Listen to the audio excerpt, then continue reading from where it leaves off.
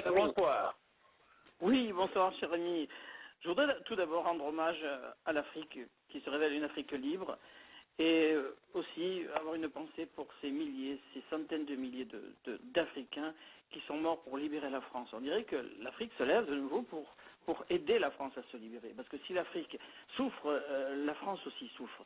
Et dans ce dossier, donc je me rappelle de ce que disait mon père, qui le 19 juin n'avait pas repris le combat, mais se battait encore à Bourmont, où le ministre de la Défense est venu inaugurer un monument à la première division d'infanterie coloniale.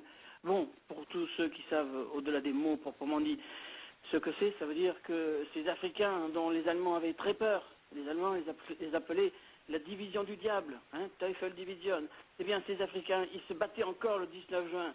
Alors, un certain De Gaulle disait qu'il fallait reprendre le combat, mais les Africains du 14e régiment de tirailleurs sénégalais, eh bien, se battaient contre l'occupant. Donc je voulais d'abord commencer par rendre un hommage à tous ces Africains qui ont été emprisonnés, qui ont été blessés, qui sont morts pour défendre la France. Je considère que si nous-mêmes nous avons été colonisés par les Romains, nous avons appris d'eux, et de notre côté, donc nous savons ce que c'est qu'avoir été colonisé, mais une fois que les choses sont faites, il peut y avoir une bonne entente. Et là, je vois encore que l'Afrique, par la voie des ondes, c'est un paradoxe, c'est derrière un micro que nous défendons tous la France, car quel intérêt avons-nous, nous, actuellement, dans ce contexte, petit David face au grand Goliath, à se heurter, à nous heurter non pas contre un chef d'État, mais contre des chefs d'État qui, on le voit dans l'actualité, sont renforcés par un pouvoir militaire. Bon. Donc c'est pour le principe, c'est pour l'honneur. Eh bien, comme l'ont fait ces combattants, et je rends aussi hommage à mon père qui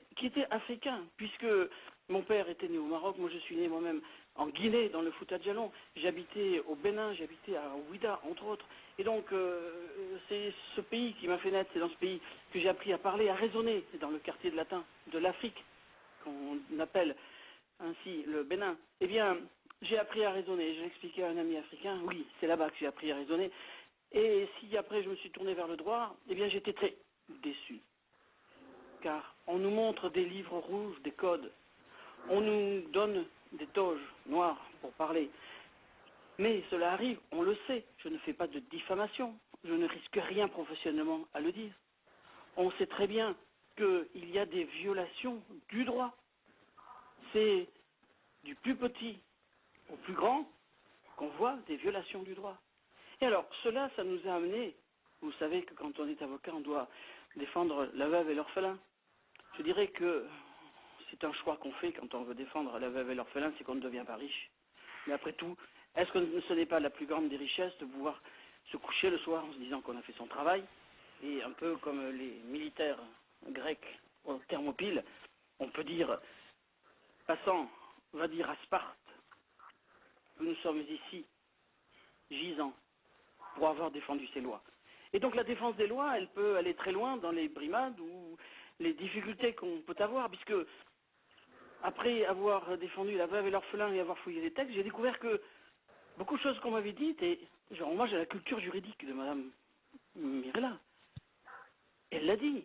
On s'est rendu compte, et je me suis rendu compte, presque 40 ans, pardon, presque 30 ans après avoir commencé mes études de droit, qu'il y avait des problèmes. C'est ainsi que les codes d'Alloz, les célèbres codes rouges, je me suis rendu compte parce que nous sommes dans une société où on veut nous empêcher de réfléchir. Hitler et les nazis prenaient les ouvriers, les pauvres, le soir. Et à Nuremberg, on les entourait de parades, de lumière, de musique, et on les empêchait de réfléchir. Et actuellement, avec ces machines à désinformation que sont les médias modernes et la télévision qui matraquent, mais qui choisit, eh bien, nous rendons compte que nous ne savons pas réfléchir aux choses les plus élémentaires. C'est ainsi que, parlons de droit, de ce code, de ces codes rouges.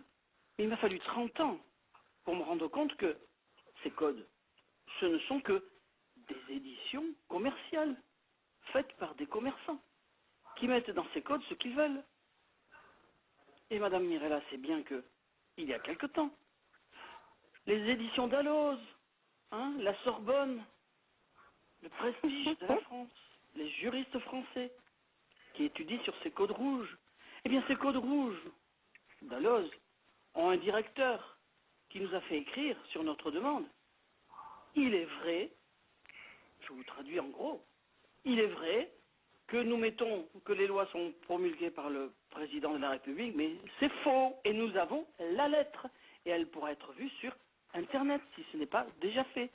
Ce qui veut dire que il y a une erreur dans le premier article, premier paragraphe du Code civil, soi-disant phare universel de la France. Et que dit la véritable édition? Eh bien, cette édition, elle dit qu'il n'y aura pas de président de la République qui va promulguer, puisque la dernière édition du Code civil nous dit la lettre de Dalloz, au 3e millénaire. Cette édition de Dalloz, cette lettre de Dalloz nous dit « Nous avons pris la liberté de mettre le président de la République, mais c'est vrai, vous avez raison, nous aurions dû mettre « Les lois doivent être promulguées par le roi ». Alors là, quand je me suis rendu compte de cela, les bras m'en sont tombés. Comment moi, j'ai pu ne pas savoir ça? Je le comprends. Mon père me disait souvent que j'étais un âne batté, gentiment, mais c'était affectueux, que j'étais un imbécile, que je travaillais pas assez, que je n'étudiais pas assez, et que je raisonnais mal. Et il avait raison. Donc que moi, je ne l'ai pas vu, d'accord. Mais que des centaines, des milliers, des dizaines de milliers d'étudiants, plus grave, de professeurs, troisièmement, d'éditeurs de livres, n'aient pas vu que l'article premier du premier article, le premier paragraphe du premier article du code le plus célèbre au monde, dans ces fameux et célèbres codes Dalloz rouge, soit un faux, pas en écriture publique parce que c'est commercial, mais un faux intellectuellement, au niveau intellectuel, c'est un faux intellectuel. Les professeurs de droit, les ministres de l'éducation de la République auraient dû dire, mais on ne va pas faire étudier les étudiants sur un livre qui fait un tel faux. Dès le premier paragraphe de cet article premier de ce code civil célèbre dans le monde, il y a quelque chose de dramatiquement faux. Les lois ne sont pas promulguées par le roi. Alors là, les conséquences sont dramatiques. Et je rejoins ce que disait Mme Mirla. Ça veut dire que pas de roi, pas de loi. Ce qui veut dire qu'on jette les codes ou le journal officiel au feu comme les nazis, ou alors on joue avec des cartes normales et pas des cartes truquées. On étudie le droit. Qu'a dit le droit? Les lois sont promulguées par le roi. Ce n'est pas le cas, donc il n'y a pas de loi. C'est l'un ou l'autre. C'est binaire comme en informatique. Ça veut dire que pas de roi, pas de loi. Depuis quand n'y a-t-il plus de roi en France? Depuis 1848. Donc tous les pouvoirs qui se sont succédés sont illégaux. Depuis la Révolution. Enfin, hormis les périodes de l'histoire de France où c'était Louis XVIII qui a repris le pouvoir et après Louis-Philippe Ier. Voilà.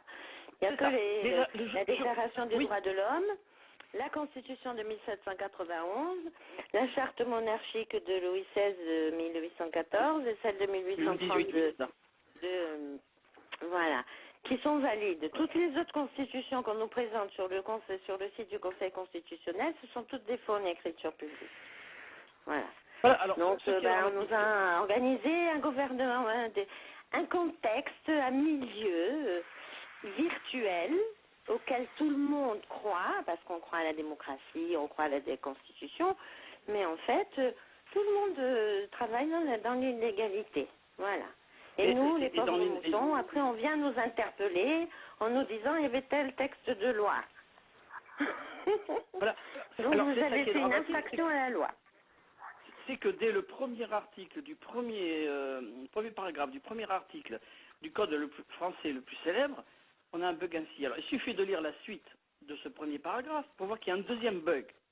C'est-à-dire que le texte dit que les lois sont promulguées par le roi et la publication en est faite, etc., etc. Or, on se rend compte que depuis quelque temps, et ça a des conséquences dramatiques, ne serait-ce qu'au niveau du droit pénal.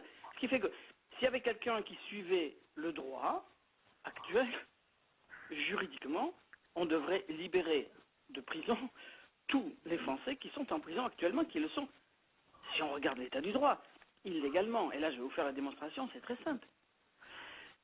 Il y a un principe de droit français qui est l'unicité de la loi pénale.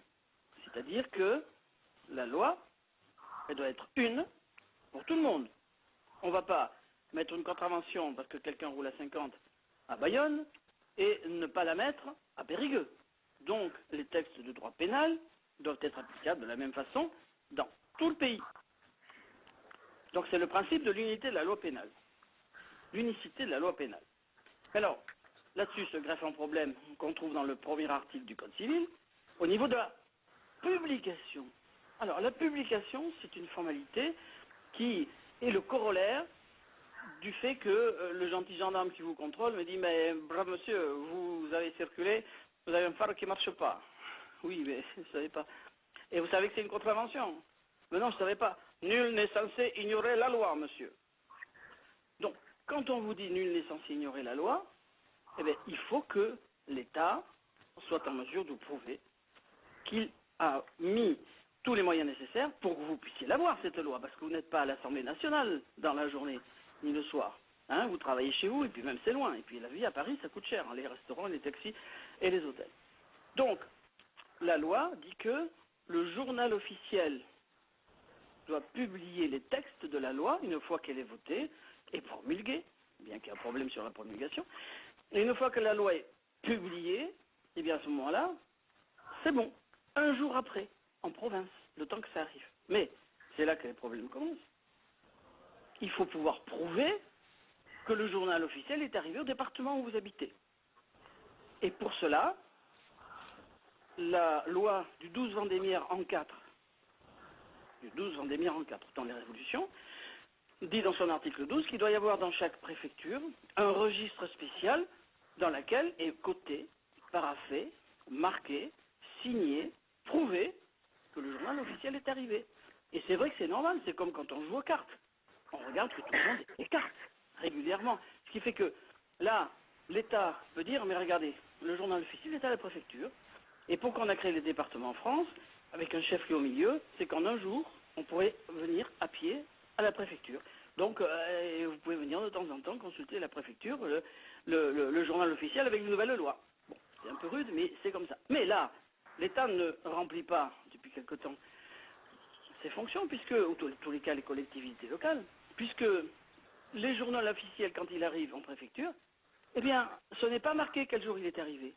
Comme le jour où il est arrivé, on ne sait pas quand c'est, et que l'État ne peut pas le prouver, on ne peut donc pas dire que, parce que la loi s'applique le jour de l'apparition du journal officiel, à Paris, et un jour après, en province.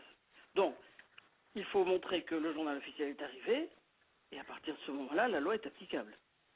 Mais si on ne peut pas prouver quand il est arrivé, la loi n'est pas applicable. Alors nous avons fait des recherches, et nous avons des lettres de préfecture qui nous disent « Oui, c'est vrai, mais non, on n'a pas de registre. » Alors, en 1994, c'est ancien, ça fait longtemps qu'on se bat là-dessus, il y a eu un problème à la Cour de cassation française. On va revenir aux conséquences pratiques sur les élections de cela. Bon, donc en 1994, la Cour de cassation a rendu une décision, le 6 janvier 1994, en disant « circuler, il n'y a rien à voir ». Pourquoi? Parce que quand même, la Cour d'appel de Montpellier, parce que ce que je vous dis, ce que nous disons avec Mme Mirella sur le plan juridique, au début, je sais bien qu'on approche du 1er avril, mais on n'y est pas encore, encore quelques heures, une heure, mais on n'est pas le 1er avril, et ce que nous vous disons, c'est vrai, et les documents sont là. Donc, en 1993, il y a la Cour d'appel de Montpellier qui a dit, mais à la préfecture de Montpellier, nous n'avons pas trouvé l'arrivée du journal officiel. Donc votre loi là, de 1975 que vous dites, elle n'est pas applicable. Et qu'a dit la Cour d'appel de Montpellier? Elle a dit, la préfecture ne démontre pas l'arrivée du journal officiel, cette loi n'est pas applicable, même si elle a été votée, promulguée, elle n'a pas été publiée, puisqu'elle n'a pas été mise à la disposition du public du département de Montpellier, du département de l'Hérault. Alors la Cour de cassation, on a dit, oh là là, attention, en 1870, quand on était occupé par les Allemands, c'est un petit peu une habitude malheureusement, donc en 1870, Il y a eu le gouvernement qui est parti en ballon, là. C'était pas la Coupe du Monde, mais bon, certains Français résistants, disons, sont partis en ballon. Et en partant en ballon, après ils sont redescendus. Et on a eu un gouvernement provisoire, on ne sait pas qui l'avait nommé, hein, mais bon, un gouvernement provisoire qui a dit, bon, le journal officiel, il faut qu'il soit publié, mais qui n'a pas rappelé le décret de la loi du 12 vendémiaire 44 qui disait qu'il fallait avoir un registre. Bon. Donc ils ont oublié de le remettre. Mais la Cour de cassation en 1994 dit, mais le gouvernement provisoire de 1870 sous occupation allemande, ce gouvernement provisoire dit que c'était pas la peine, que c'était pas marqué, c'était pas marqué la loi qui oblige un registre, donc c'est pas la peine. D'abord, c'est un raisonnement totalement spécieux, et deuxièmement, il eût fallu pour que en 1870 la loi ou l'abrogation se fasse, il eût fallu que ce soit un roi qui le fasse. Bon, parce qu'on retombe sur le problème de la promulgation. Mais rien qu'en restant sur la publication, vous voyez qu'on a un problème de publication des lois, et on a enfin obtenu l'explication. Mais je remercie votre radio, parce que c'est la première fois que sur les antennes, on peut expliquer ce point de vue-là. Alors, donc, à partir d'un certain moment en France, on était engorgé par les arrivées de journal officiel qui prennent de la place, qui prennent de la place, qui prennent de la place, rentabilité, on n'a plus de place. Donc voilà, les autorités ont décidé, l'arrivée du journal officiel, ça ne sera plus par papier, ça sera des microfiches qu'il y aura dans les préfectures et dans les archives départementales et dans les archives municipales. Ce qui fait que, essayez autour de vous, les Français qui veulent avoir quelque chose comme ça. Bon, je voudrais avoir, s'il vous plaît, la loi sur le nouveau code pénal de 1992. Je voudrais l'avoir, le journal officiel, voir à quel jour il est arrivé dans votre mairie, dans votre préfecture. On va dire, voilà, le journal officiel. Oui, mais je voudrais savoir quand est-ce qu'il est arrivé. Parce que s'il est arrivé il y a 10 ans, quelqu'un qui a fait une bêtise le lendemain, eh ben, il doit payer pour la bêtise qu'il a faite au niveau pénal. Mais s'il n'est toujours pas arrivé, si hier il y a quelqu'un qui a volé une voiture qui est mis en prison, ben, c'est illégal puisque le journal officiel n'est pas arrivé. Donc c'est pas public. Eh bien, faites le test et vous verrez que on n'est pas capable en France de vous démontrer l'arrivée du journal officiel dans beaucoup de départements. Donc il suffit qu'il y ait un seul département, et là nous avons des courriers en ce sens. Alors, je n'ai pas un discours d'anarchiste, je ne suis pas là pour vider les prisons, ce n'est pas mon problème. Mais disons que moi quand j'étais petit on m'a donné du lait, quand j'étais étudiant on m'a donné du lait, en disant bouffe le lait du droit, et maintenant tu vas recracher le lait comme l'abeille. Donc on m'a appris le droit, ça fait 42 ans que je fais du droit, je ne vais pas dire rouge si c'est blanc. Donc il se trouve que le code dit ça, et on n'arrive pas à prouver l'arrivée du journal officiel dans un département en France au moins. Donc en raison du principe de l'unicité de la loi pénale, eh bien c'est pas possible de poursuivre dans les autres départements personne en raison de ce principe, cette unicité de la loi pénale, puisque dans un département la loi n'est pas arrivée, donc aucune incarcération n'est juridiquement valide. Alors, vous pensez que c'est pas à TF1 qu'on va peut-être, c'est peut-être à TF1 m'a jamais proposé, ni France 2, ni la 5, ni le Figaro, de développer des arguments comme ça, qui sont des arguments pour lesquels on a tous les éléments. Bon, alors, ça, je vais essayer d'accélérer pour pas vous... C'est fait à dessein. Pardon ? Oui, c'est ça. Parce que vous pensez bien que, moi, il m'a fallu 30 ans pour apprendre ça. Et mon papa, qui était quand même bien meilleur que moi en droit, qui a étudié à la Sorbonne, lui non plus n'avait pas remarqué. Donc, il a fait des études dans les années 30 à Paris. Donc, il nous a fallu, et j'en ai parlé avec mon père de ça, effectivement, il a fallu 70 ans, parce qu'on nous l'a indiqué, pour découvrir ça. Parce que c'est évidemment pas moi qui l'ai découvert. Donc, vous savez, un peu comme Mme Mirella, et je pense comme vous, comme toute personne honnête, on nous dit quelque chose, on dit, oula, ça me surprend. Donc, un peu comme un enfant qui nous dit, tiens, il y a un monsieur à la porte, là. Attends, il y a le portail qui est fermé, c'est pas possible. Donc on se dit, oui. Et puis après on se rend compte que le portail était ouvert, que c'est le facteur qui est rentré. Bon, c'est normal. Ça, je veux dire par là, au début, on se dit, oh voilà, c'est surprenant. Et la démarche humaine, qui n'a rien à voir avec le niveau de culture, parce que c'est pas parce que mes parents me disaient toujours, c'est pas parce qu'on est allé à l'école qu'on est intelligent. Bon, tout homme, toute femme a un niveau d'intelligence et d'intelligence. Après, on n'a pas eu la chance d'avoir des parents, on n'a pas eu la chance d'aller à l'école, on n'a pas eu la chance de pouvoir avoir du temps pour lire, c'est autre chose. Mais donc, ce que je veux dire, c'est que tout individu normal, eh bien, quand il voit ça, il se dit, mais est-ce possible? On regarde les textes et on se dit c'est vrai. Donc, nous avons fait des études complémentaires là-dessus en se disant mais tiens, c'est surprenant. Alors, par exemple, pour donner des éléments précis dans ce cheminement, c'est en novembre de l'an 2000 que le président de la commission des lois en France, M. Colcombé, François Colcombé, fondateur du syndicat de la magistrature, est cité par le Canard enchaîné pour cette phrase « On savait que les tribunaux de commerce étaient des coupe-gorge, on apprend maintenant qu'ils n'existent plus, en raison de l'abrogation de l'article 631 du Code de commerce. » J'avoue que j'ai attendu le journal d'après du Canard enchaîné pour savoir s'il n'y avait pas une réponse de Colcombé, monsieur le directeur du Canard enchaîné, vous me faites dire, c'est une plaisanterie, etc. 15 jours, 3 semaines, un mois, aucun rectificatif. Et des personnes proches ont rencontré François Colcombé qui nous a fait des courriers et qui nous a dit, bah oui, effectivement, parce qu'on a fouillé, on a découvert. Les parlementaires, alors, se sont trompés volontairement ou involontairement, c'est pas à moi à dire. Toujours est-il que l'article 631 du Code de commerce a été abrogé. Ça veut dire quoi?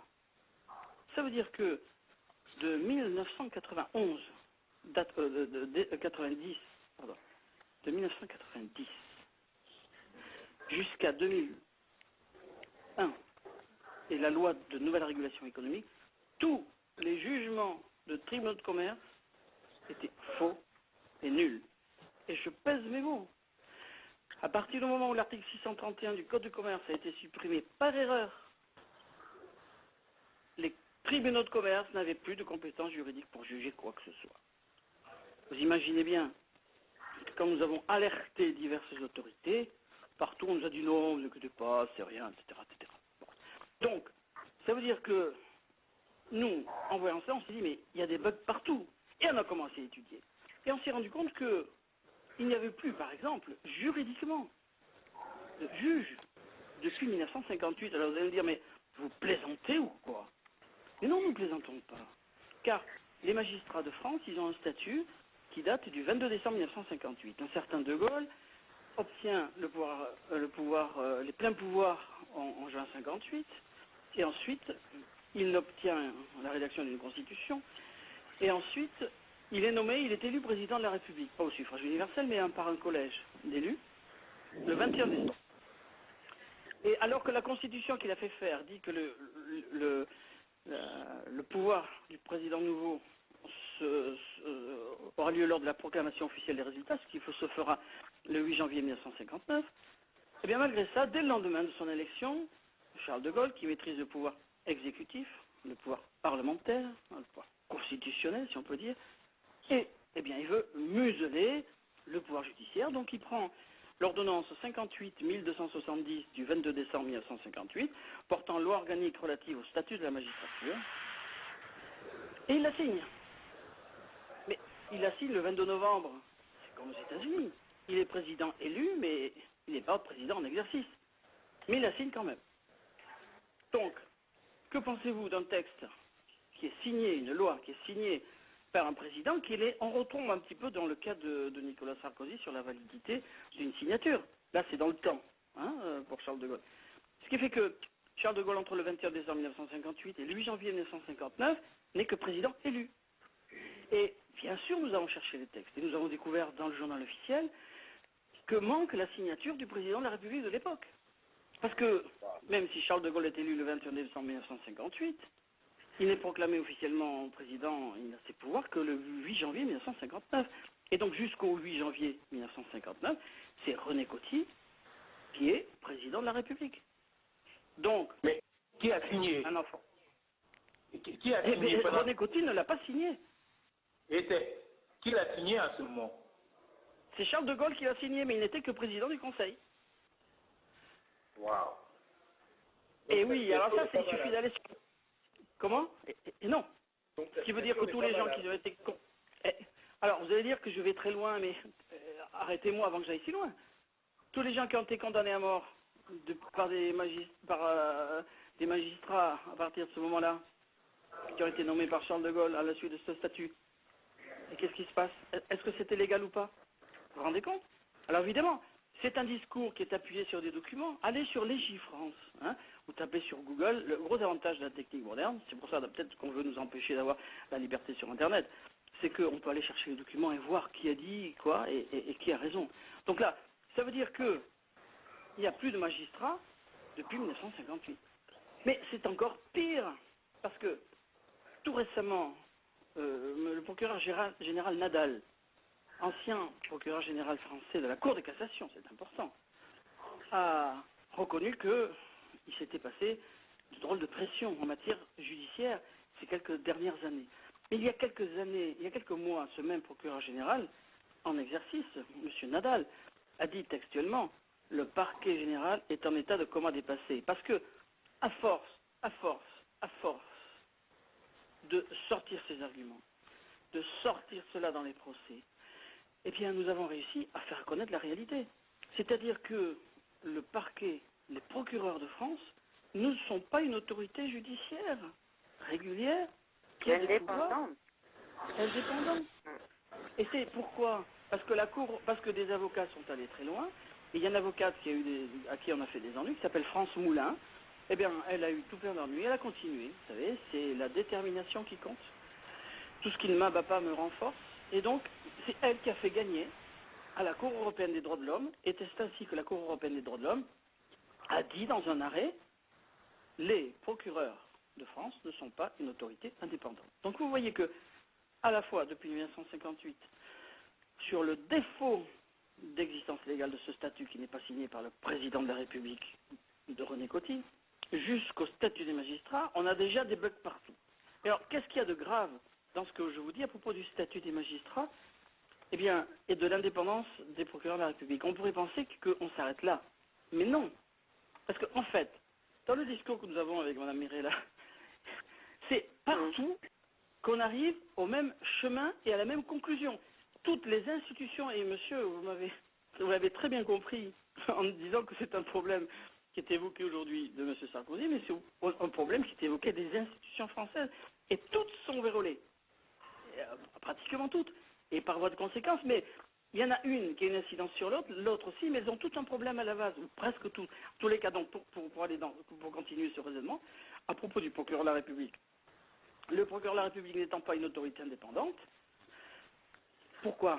Parce que c'est une réalité, mais parce que le statut des magistrats de 1958, outre le problème qui n'est pas signé par le président de la République de l'époque, René Coty, qui était avocat, et qui a peut-être fait exprès de ne pas le signer, parce qu'il savait que c'était une violation élémentaire du droit. Donc, ce statut dit en son article 5 que les procureurs de la République travaillent sous l'autorité et la surveillance, enfin c'est à peu près ces mots-là, du ministre de la Justice. C'est-à-dire que les procureurs, ceux qui lancent l'enquête, ceux qui font les réquisitoires pour quelqu'un, ceux qui lancent, qui contrôlent beaucoup de choses, les procureurs de France dépendent, d'après leur statut, du ministre de la Justice, qui est le pouvoir exécutif. Mais alors, rappelons-nous l'autre chose, c'est que dans le préambule de la Constitution de 1958, on reprend la Déclaration des droits de l'homme, qui est un principe supraconstitutionnel, c'est-à-dire au-dessus de la Constitution, au-dessus de toutes les lois. Et que dit cet article 16 de la Déclaration des droits de l'homme? Si vous allez à Bordeaux, vous verrez sur les portes de la cour d'appel, c'est gravé dans la vitre. 16. Une nation où la séparation des pouvoirs n'est pas assurée n'a pas de constitution. Tout à fait. Alors, ça veut dire qu'un enfant de 4 ans, et j'ai un enfant de 4 ans, je l'explique, dis-moi. Les magistrats, les juges, ils dépendent du ministre. Et la Déclaration des droits de l'homme dit, si on n'a pas de séparation du pouvoir, c'est-à-dire que si un juge dépend, si un pouvoir des juges dépend du pouvoir du ministre, il n'y a pas de constitution. Donc, est-ce qu'il y a une constitution? Non, il n'y en a pas. L'enfant de 4 ans va me dire, maintenant, il n'y a pas de constitution, papa. Je vais lui répéter une deuxième fois. Il dit, papa, je t'ai dit, il n'y a pas de constitution. Voilà. Et enfin, je voudrais faire juste une petite aparté par rapport à ça, si vous permettez, maître. Quand vous avez un président de la République qui n'existe pas à l'état civil, qui a lui-même choisi un Premier ministre, qui a constitué son gouvernement, Hein? Est-ce qu'on peut dire que nous avons un gouvernement? Est-ce que nous pouvons dire que nous avons un Premier ministre? Est-ce que nous pouvons dire que nous avons un ministère de la Justice? Ben non, quand ils ont été choisis. Comme on dit chez les militaires, la chaîne du commandement est coupée. Puisque celui Mais qui bien sûr, puisqu'il n'a pas été élu légalement, puisqu'il n'existe pas, aujourd'hui en France, nous n'avons aucun gouvernement légitime, à part un gouvernement virtuel fantôme. Voilà. Et bien encore moins le ministre de la Justice qui signe aussi pour les mutations des magistrats. Qui c'est qui signe? Parlez-nous un petit peu de justement tout à l'heure vous évoquiez les publications notamment pour les lois et puis pour les mutations des magistrats qui sont publiées au journal officiel. Comment peut-on avoir la preuve? Pas écrit, puisque sur ces publications au journal officiel, il n'y a pas de signature, il y a simplement président de la République Nicolas Sarkozy qui n'existe pas, François Fillon qui n'existe pas, parce que si Nicolas Sarkozy n'existe pas, il n'existe pas, et Michel Barnier, ministre de la Justice, qui n'existe pas, parce que si le président de la République n'existe pas, les autres n'existent pas. Comment peut-on avoir la preuve formelle? Mirella, je ne dirais pas tout à fait ça, je dirais que ils n'ont pas de pouvoir. Ils existent, si vous voulez, mais ils n'ont pas de pouvoir. Voilà, c'est ça. Ils existent en tant que personne, quoi. Voilà. Mais ils n'ont aucun pouvoir. En tant que personne, ils sont responsables pénalement et civilement de leurs actes. Mais nous, demain, moi, si je suis un magistrat demain, et que je veux mettre en cause Sarkozy, je veux la copie de ma publication, de ma mutation au journal officiel. J'exige les signatures de M. Nicolas Sarkozy, de François Fillon et de M. le ministre le garde des Sceaux. Alors comment on peut les avoir? Si, alors je pense que c'est tout à fait possible parce que déjà sur Internet, on peut avoir copie des signatures Enfin, je sais qu'elles existent. À mon avis, c'est pas forcément une grosse difficulté cela. Mais il faut les demander. En tout cas, au journal officiel, c'est sans signature. Ah oui, c'est bien sûr. Pour confondre quelqu'un, pour confondre quelqu'un, il faut sa signature. Et moi, j'ai mis dans les dossiers de pièces là qui sont accessibles sur le site d'ailleurs. Il y a 2 gros mémoires de pièces, un qui fait 186 pièces et l'autre 156. Il y a beaucoup de courriers qui sont signés Nicolas Sarkozy, y compris des courriers officiels, les mutations Nicolas Sarkozy, les modifications de la Constitution Nicolas Sarkozy, tout ce qu'on a qui a été signé. Donc, dans la règle ici, tout ce qui a été, les lois qui ont été promulguées, y compris la dernière, là, ils ont même autorisé les gendarmes à tirer avec des pistolets, les vrais pistolets, sur les vraies armes, sur les manifestants. Toutes ces lois-là, elles doivent être abrogées. Oui, mais elles ont été signées par quelqu'un qui n'existe pas, sa signature n'est pas valable juridiquement. Madame Mirella, bien, c'est depuis les États-Unis. Je voudrais avoir, comment on appelle, une question à M. Christian, l'avocat. Ma question est ceci. C'est Philippe Fortabat-Labattu. Philippe Fortabat-Labattu. Ah, c'est Philippe Fortabat. Ok, non, c'est Labattu. Oui, Labattu. Fortabat-Labattu. Fortabat-Labattu. Voilà. Ok, non, c'est pas Christian, c'est Philippe. Voilà, oui. Oui, Philippe. Ok, d'accord. Ok, c'est bien. Et ma question est la suivante. Quand on permet à quelqu'un de se présenter sur le nom que les gens connaissent, est-ce que ça lui donne le droit de signer à ce nom-là sur les documents? Ou bien il doit signer avec le document, du moins c'est le nom, quand cela engage une république comme la France? Parce que les documents que j'ai lus qui sont sur l'Internet que Mme Mirella a fait poster, il a signé des documents européens avec, comment on appelle, Nicolas Sarkozy. Il a signé des documents importants en qualité de Nicolas Sarkozy. Pourquoi n'avait-il pas signé? Est-ce que la loi lui permet de faire cela? Ma question Pour moi, c'est très clair. Vous avez une loi qui est la loi du 6 fructidor en 2. Et cette loi dit qu'on ne peut pas, les fonctionnaires publics ne peuvent pas utiliser le nom pour les personnes qui est différent de celui qui a été porté à l'état civil. Alors, c'est un problème extrêmement grave. Les Romains diraient dura lex sed lex, c'est une loi dure, mais c'est la loi. Bon, donc on parle la langue latine, on est pétri de droit romain, respectons ce droit romain et cette logique latine. Donc, à partir du moment où cette loi du 6 fructidor en 2 est toujours en application et n'a pas été abrogée, ce qui est le cas, vous pensez bien qu'on a bien vérifié, est-ce que cette loi est toujours en application? Eh bien oui, cette loi n'a jamais été abrogée. Donc un texte qui n'a jamais été abrogé est applicable. Mais ce n'est pas tout. C'est que la Cour de cassation, qui est quand même le plus grand organisme de contrôle judiciaire et qui donne son avis sur les problèmes les plus ardus, la Cour de cassation française, le 6 février 2001, a rendu une décision en disant la loi du 6 fructidor en 2 est toujours applicable et compte tenu qu'on n'a pas utilisé le nom qui était à l'état civil, eh bien, les poursuites fiscales sont annulées. Donc si la Cour de cassation a décidé ça, on peut quand même, nous, raisonnablement, nous dire, 1, ça veut dire que la loi est toujours en vigueur, 2, la jurisprudence le dit, donc le pouvoir législatif a dit qu'il fallait faire comme ça, et le pouvoir judiciaire a jugé ainsi.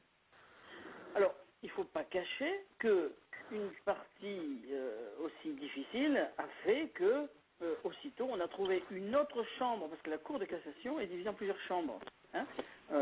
Une autre chambre a dit non, non, il n'y a pas de problème, c'est bon, on garde cette loi, mais elle n'est pas applicable parce que la personne est quand même bien connue sous le nom. Mais ça ne tient pas debout. Et il aurait fallu, pour que le débat soit tranché, et il ne l'est pas actuellement, et je vais vous dire pourquoi. Il aurait fallu, pour que le débat soit tranché, qu'une assemblée plénière de la Cour de cassation, c'est-à-dire l'ensemble de toutes les chambres de la Cour de cassation, délibère et tranche entre deux chambres qui ont dit deux choses différentes. Une chambre a dit non, cette loi est toujours applicable, donc les actes qui ont été faits sont annulés et sont nuls, et une autre chambre a dit non, non, c'est pas nul. Donc il aurait fallu qu'une assemblée plénière tranche, mais en tous les cas, ce qui veut dire que tant que c'est pas tranché ainsi, et puis même au sens commun, eh bien, c'est la logique de base, là encore d'un enfant de 4 ans, à qui on dit, voilà, la loi de la maison, c'est de ne pas manger de bonbons, plus de 3 bonbons. Bon, on va lui dire, non, on est obligé de raisonner en langage d'enfant de 4 ans, parce que les gens qu'on a en face nient l'évidence. Donc on dit à l'enfant, voilà, on n'a pas le droit de manger plus de 3 bonbons quand on est sorti de table. L'enfant, si il a intégré cette loi, c'est qu'il ne faut pas, parce qu'il y a la loi. La loi